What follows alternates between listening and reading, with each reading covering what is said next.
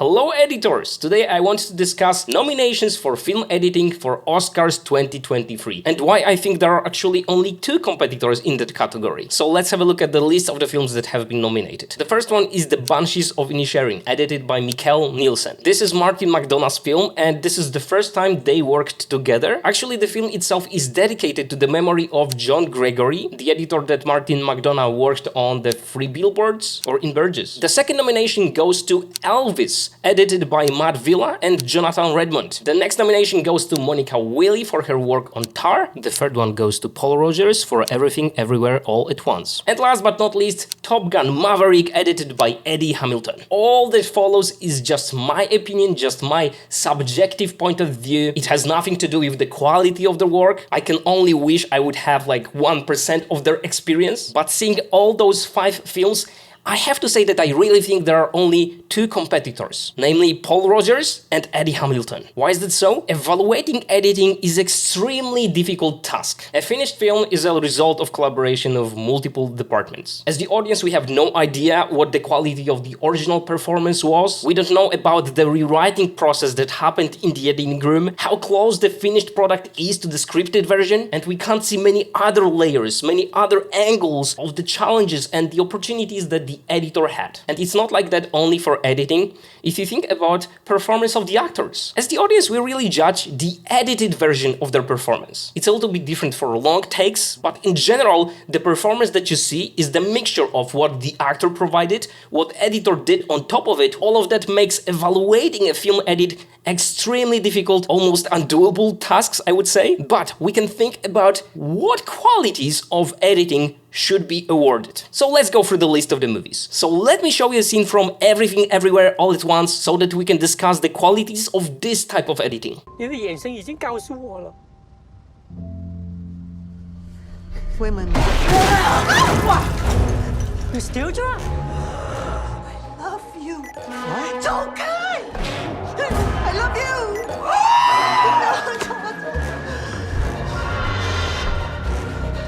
I love you.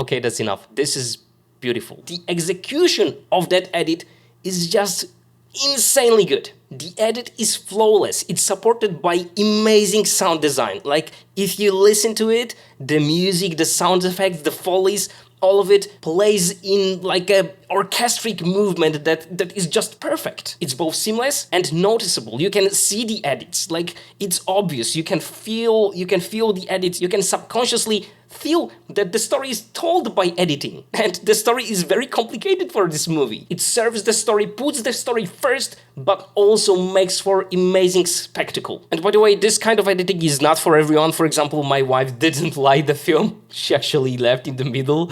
But for me, it celebrates what are the possibilities of not only editing, but filmmaking in general. And I envy Paul Rogers and how good his execution over here is. It bends the physics of the world, but because the edit is flawless, we buy it with all our hearts and our minds. I'm speaking for myself at least. So would I be happy if Everything Everywhere All at Once would win the Oscar this year? Yes, I would be very happy. I think this would celebrate the things that I love about editing, that make the editing the most beautiful art form in filmmaking, in my opinion, where the story comes together, the last rewrite, so to say. So Paul Rogers, I envy you. You're the best. Now let's watch a scene from Top Gun Maverick.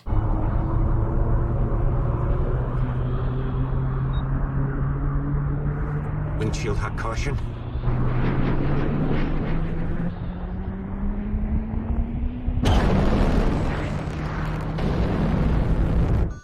Surface temp rising.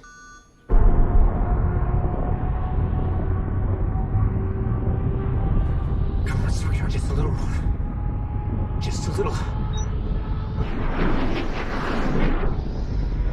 Come on.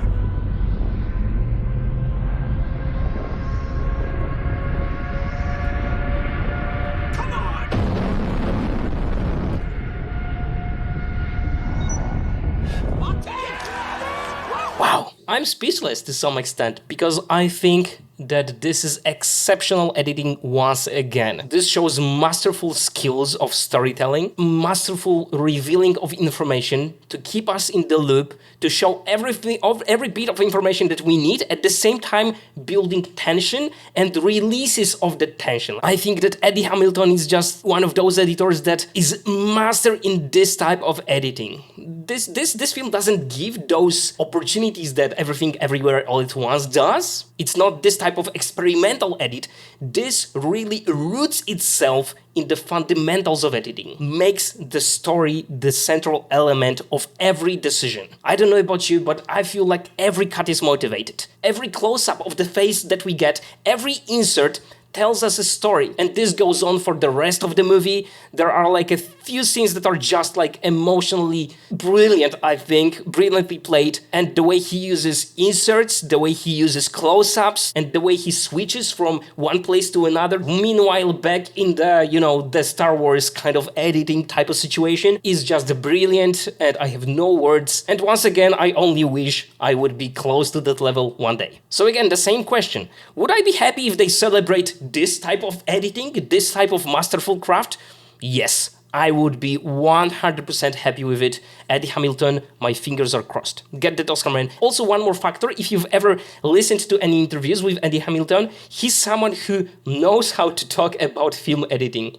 And I think it's also important. I think that people actually take it into account in their decision. You want someone who celebrates the art and who's willing to share his knowledge with the rest of the community and who can speak about his craft in a way that makes people excited, even people outside of the filmmaking industry. And Eddie Hamilton is one of those. And now I will not play any scenes from the remaining 3, but I want to express my opinion why they won't get the Oscar. So take Tar, a film that I absolutely admire, one of my favorite movies last year, sorry. And as you watch it, the film is masterful in revealing information, how it hides some information, makes the viewer work a little bit. They hide a lot of things under the carpet for us to figure out as the audience.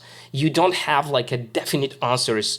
And I love this type of storytelling. I really do. But the reason why I think it doesn't stand a chance, and by the way, I might be wrong, we'll see about it soon, is that it doesn't push the barrier. At least not to the level that we've mentioned before. But actually, if I'm wrong and it wins, I'm still very happy. So Monika Willi, fingers crossed for you as well. But this brings me to the film that I wouldn't be happy if it wins in the category of film editing. ELVIS. It's the first film in a while where I was counting the durations of the shots while watching the movie. The reason for that is that I felt like there were so many unmotivated cuts. They were cutting to things that were irrelevant, in my opinion, emotionally. They wouldn't let the emotion play out on the screen at almost any point. And while this might be the directorial style, you might say, I just would be upset if this is celebrated by the people giving these awards. The way, for example, the ending of the film drags. I was like, is this film over? I think it's over right now. Yeah, that's the last scene. And then there is the next one that follows. And I'm like, okay, that's the last one. But it's not. It still drags on. And I'm like, I don't know. Personally, I didn't feel connected to ELVIS. I didn't care for his character. I actually didn't like him. For me, he was unrelatable. And again, I know that many people love this movie. I just don't want this type of editing to be celebrated during the most important film awards gala of the year. Arguably, of course. And now the last film on the list, The Banshees of Inisherin. I love Martin McDonagh's film, and I think the editing was very good. They delivered an emotional roller coaster. The pacing was great. The delivery of the jokes. I love his approach to dark humor. So again, while not my favorite of Martin McDonagh's, I think that it was extremely well done, and editing certainly contributed to that. But just like with Tar, I don't think it pushed the boundaries enough. I just don't think that it celebrates the art of film editing as much as Top Gun Maverick and Everything Everywhere All at Once do. So that's my take on it. What do you think? Which of those 5 should get the award for film editing? Let me know in the comments and give this video a like. Let's go, film editing is beautiful. Just saying.